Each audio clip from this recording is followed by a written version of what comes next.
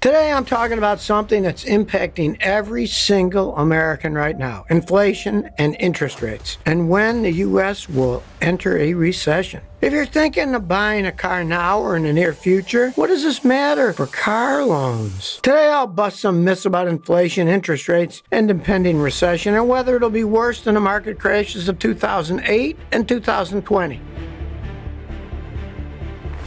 First, let's clarify something. Inflation and recession are two different things. When prices are rising, like we're seeing now, that's inflation. Our cost of living becomes higher and it impacts our personal household finances. When prices rise, but your salary or wage doesn't increase, it basically means that each dollar you earn now buys you less and less over time. Obviously, most people feel poorer during an inflation. The Federal Reserve is trying to combat inflation. In fact, that's why at least 23 of 34 central banks have already increased interest rates. But how does raising interest rates help curb inflation? And yet, how can it cause a recession? High inflation is generally considered harmful, but inflation isn't always necessarily a bad thing. Small inflation drives can help economic growth, but a recession is the opposite. The economy slows down and unemployment skyrockets. At the moment, we're experiencing inflation and we aren't in a recession, at least not yet, or at least not officially. But all that may change, and it could be sooner than you think because of what the feds are doing with interest rates. The inflation rate right now is around 8.6%. To put that into perspective, the Federal Reserve typically targets a 2% inflation rate based on the Consumer Price Index, or CPI. You can see the difference. Several weeks ago, the Federal Reserve made an announcement that shook forecasters to the core. The central bank has really been struggling to regain control over soaring consumer prices. Inflation is higher than ever. That's what prompted the Federal Reserve to announce an increase in interest rates. But it was no small jump. It was the largest interest rate hike in 28 years. The last time there was a hike this high was back in 1994. In total, the Federal Reserve raised their benchmark interest rate by 0.75 of a percentage point, and that came just after a half-point jump the month before, and a quarter-point increase 3 months before that. From June of last year to this year, consumer prices have gone up a whopping 8.6%. Just think, not only are groceries and gasoline prices higher than ever, but rent, airfares, and other important services are reaching new peak prices. But there's actually a purpose and strategy to increasing the interest rate. When interest rates are high, loans become more expensive, so consumers become less prone to borrow money. Sounds like a no-brainer. The point is, the feds use interest rates to control consumer demand. The lower the consumer demand, the less overwhelmed suppliers will be. And the less overwhelmed suppliers are, then the price of products can fall. But now I know what you're thinking. How exactly does the Federal Reserve affect how much I pay to borrow money from the bank? Well, here's an example. Anytime you get a loan from a bank, an interest rate is attached to that loan, and that's the price you pay to borrow the money. The Federal Reserve is America's central bank. Their primary role is to provide a safe and reliable financial system for our country. Commercial banks rely on them for some of the most critical banking needs. And one of these critical needs is maintaining deposit accounts. These are also known as reserve accounts. Most American banks are required to keep a specific level of financial reserves on hand at all times. And if ever a bank needs to borrow money to refill these reserves, they can look to other banks that have Federal Reserve accounts that may have a surplus. But when they take out this loan, they're also charged an interest rate. That percentage is known as the federal funds rate, and that is what the Federal Reserve helps determine. Did you know that stock markets also dropped in May and June this year due to fears that the Federal Reserve raising interest rates could even tip the economy over into a recession? Federal Reserve officials project that the economy will only grow 1.7% this year. That's a scary drop compared to the 2.8% growth rate they were predicting only 3 months before. But it's not over yet. Federal Reserve policymakers have raised their forecast for unemployment next year from 3.5% to 3.9%, and mortgage rates will also rise. Today, the average rate on a 30-year fixed home is around 6%. That's double what it was last year. So get ready, because we're seeing some of the highest mortgage rates that we've seen in many, many years. The world is so intertwined right now. That's why global events impact pretty much every country. The ongoing conflict in Eastern Europe means massive surge in prices of crude oil and other commodities. That's seriously increasing prices for gasoline and food, and therefore impacts inflation. Federal Reserve policymakers expect interest rates to climb to around 3.4% by the end of 2022. To put that in perspective, 5 months earlier, they had initially predicted 1.9%. So between now and the end of the year, who knows if it'll continue to grow even higher. Interest rates and inflation tend to move in the same direction, just with lags. That's because policymakers need data to estimate future inflation trends. And the interest rates they set take time to affect the economy completely. Higher rates could bring rising inflation under control. But slowing down economic growth can often lower the inflation rate. And that could even prompt interest rate cuts too. So let's talk more about recession. Unfortunately for us, recessions have been all too common in the 21st century. Two of the largest, most recent recessions happened back in 2020 and 2008. And they can lead to teach us a lot about what to expect for future recessions. Here's what I mean. A recession is a significant decline in economic activity across the economy. Usually it lasts more than a few months. And this significant decline almost always happens over 2 quarters. What does that mean for you and me? Well, we won't technically know for sure if we're in a recession until the GDP figure comes out for the second quarter that ends in June. GDP fell 1.4% in the first quarter of 2022. Compare that to 6.9% jump in the last quarter of 2021. And you can see why analysts are worried. Until the second quarter figures are officially released, we could already be in the middle of a recession, and we wouldn't even know it. Some analysts believe that the U.S. has a 40% chance of entering a recession next year. If you couple that with the fact that we'll see more interest rate spikes in the months to come, then you'll think the odds of entering a recession will be even higher. But even if a recession hits sooner than next year, many economists believe it probably won't be as bad as the market crashes back in 2008 and 2020. Some people may lose their job, but the unemployment rate isn't forecasted to go up too high. Did you know that just this past May, the U.S. economy added 390,000 jobs? This surpassed expectations, and it boosted hopes that our strong economy might be able to weather a mild recession. A mild recession with low unemployment would spare most workers from being laid off entirely. Really, the milder the recession, the better. The last time consumer prices were climbing this quickly here in the U.S. was back in 1982. But today our economy is in a very different place. Unlike President Biden, President Johnson and Nixon really turned up the heat on the Federal Reserve to hold back from taking any economy-slowing measures that might reduce inflation. They did this because they were afraid of blowback from the electorate. But today, the Federal Reserve is in a much more independent institution, and they have a much better understanding of how inflation works and what they can do to control it. The 2008 recession was fueled by a housing bubble collapse, and the 2020 recession was fueled by the pandemic. But any upcoming recession's outcomes remain entirely within the control of the Federal Reserve's policy. Now, this doesn't mean that you shouldn't be prepared for an eventual recession. It's a matter of when, not if. In the past 4 decades, a recession has occurred nearly 60% of the time when the Federal Reserve increased interest rates. The remaining 40% of the time, a recession occurred due to other factors like the pandemic. The Federal Reserve's aggressive actions in raising interest rates were expected to lower the value for stocks, bonds, and cryptocurrencies, in addition to slowing down consumer demand. But we're not just talking about recession in the U.S., but a global recession. Now, here's what you got to understand. Recessions are a natural part of any economy's cyclical nature. You know what they say, what goes up must come down. An economic recession is like a balloon that begins to deflate, but it's always possible to reinflate it. Recessions can hit suddenly, or an economy can slowly ease into one. Literally anything that suddenly shocks an economy can push it into a recession. A recession can last for months, but it rarely lasts for years. And as soon as it's over, the interest rates that may have fallen at the beginning of the recession may start to increase again. Did you know that some Democratic politicians have accused corporations with concentrated market power of greedflation? Greedflation is a new term meaning that they increase their prices way beyond the level needed to keep their profit margins from eroding. If a recession does end up hitting us sooner than later, consumers should reevaluate their priorities, especially when it comes to what we buy. Here are a few things you shouldn't buy during a recession. Don't buy any name brand products. Food is an easier spot to make the switch. There are lots of great tasting generic and store brand options available. The markup on brand names can be astronomical today. You should also scale back on pricey labels, especially when it comes to children's clothing. You can find a ton of very affordable kids clothing at stores like Walmart or even on sales at stores like Old Navy. Look, kids grow very fast. They grow out of their clothes before they can even say recession. If necessary, an even better option may be to shop at secondhand thrift stores. Also, don't buy a new phone. True, staying connected in today's modern world is more important than ever, but let's be honest here. Your old phone can probably handle calls and video chats just as well as the latest and greatest new model just came out. Shelling out $1,200 for a new smartphone is just not a smart money move during a recession. So hang on a bit longer to your old phone and put the money you save into an emergency fund instead. So what about car loans? Well, if you live on credit, and let's be real, most Americans do, like half of the population, well then, higher interest rates mean it'll be more expensive to carry a credit card balance or to buy a house. And it's the same for financing a car. When you're shopping for a home, adding 1% of the interest rate can decrease your buying power up to 11%. Not many people know this. So let's say you're a buyer qualified for a $500,000 loan when the interest rates are 3%. When mortgage rates climb to 4%, you could see your pre-approval fall below $450,000. Well, that same interest rate increase will also hit you hard in the wallet when it comes to financing a new or used car. According to one risk management firm, there could be as high as 8 interest rate hikes between this year and next. Let's put that in perspective. When this year started, the average new vehicle would cost you over $47,000. If you took out a 72-month loan with a $2,000 down payment and a 5% interest rate, you'd be making monthly payments of $725. But a 1% increase in the interest rate would boost this by $21 a month. That equates to more than $1,500 over the course of the loan. If that rate increased from 5 to 10% annually, your new monthly car payments would be over $10,000 a year. But it's not all bad news. Higher rates could end up being a good thing if you're on the lookout for a new car, especially if it causes demand to balance back out with supply. Automakers and car dealers might be hesitant to see rates go much higher, because if that were to happen, they would be in effect chasing away customers. And these factors could mean that 2022 vehicle prices may come down finally, even though the rates are going up.